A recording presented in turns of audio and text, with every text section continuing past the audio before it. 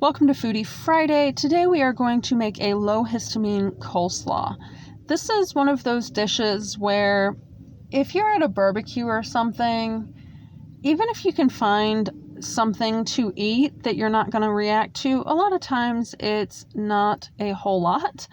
So it's kind of nice to have a couple options up your sleeve for side dishes. So since we are sort of full swing barbecue season around here, I thought maybe some other people might want some options. Now, I have made a broccoli salad recipe before. Today we are going to make a low histamine coleslaw. And for years I thought I was sensitive to cabbage, and it turned out I was just actually sensitive to the vinegar and the dressing. Or, if it was in sauerkraut form, the fact that it was fermented. It's really not hard to make coleslaw. You don't have to buy it. And it's actually pretty inexpensive as well. So today we are going to use half a head of cabbage, mainly because my kids don't seem to like coleslaw. Probably because we didn't eat it much when they were growing up, because I generally felt bad afterwards. So I am using a chef's knife to thinly sort of slice or shave this cabbage. Feel free to use a mandolin or a food processor for this project. It will help and make your life easier, but it is definitely more dishes to wash.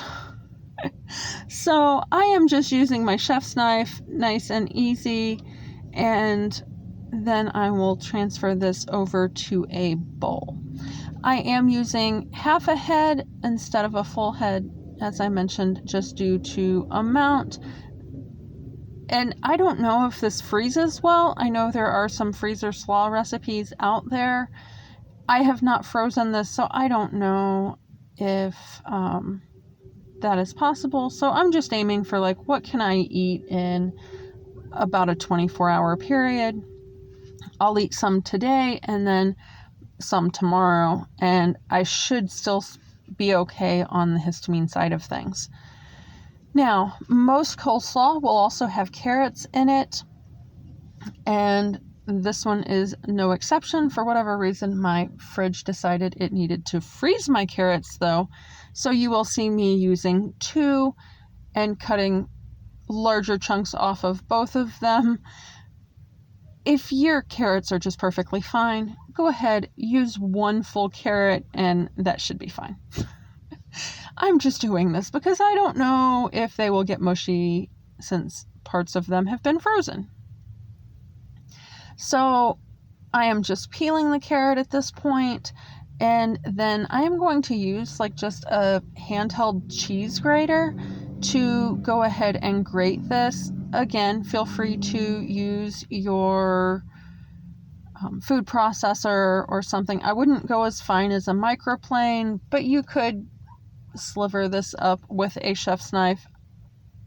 My knife skills aren't that good, honestly. So anyway, just go ahead. I have 1 cheese grater, and that's what we use for everything. I guess I do have a microplane, but we don't use it very often. And I'm just going to grate these right into the bowl. More or less to your taste, whatever you like. Now, let's talk about ingredients while I do this, though. So a typical coleslaw recipe will have mayonnaise or Miracle Whip, usually a vinegar, possibly a citrus juice like lemon juice, salt, pepper. I've seen a few other seasonings thrown in there at various times. I happen to like it with celery seed, so I will be using a little bit different ingredients because, of course, we need to get rid of that vinegar and lemon juice.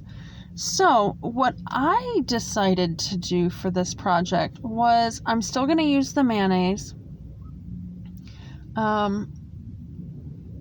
if you can't have eggs, I'm not sure how you might replace that. But because I don't react to eggs, I am going to go ahead and use the mayonnaise. And then to replace that kind of bite that you get from the vinegar or the lemon juice or both, I am going to actually grate part of an onion. Now this does two things. It will, number one, grating it kind of makes it liquefy. So it will add a little bit of moisture to the mayonnaise and help break that up. Mom always added a little bit of milk, but of course I do kind of want my daughter to try this since she is sensitive to dairy at this point.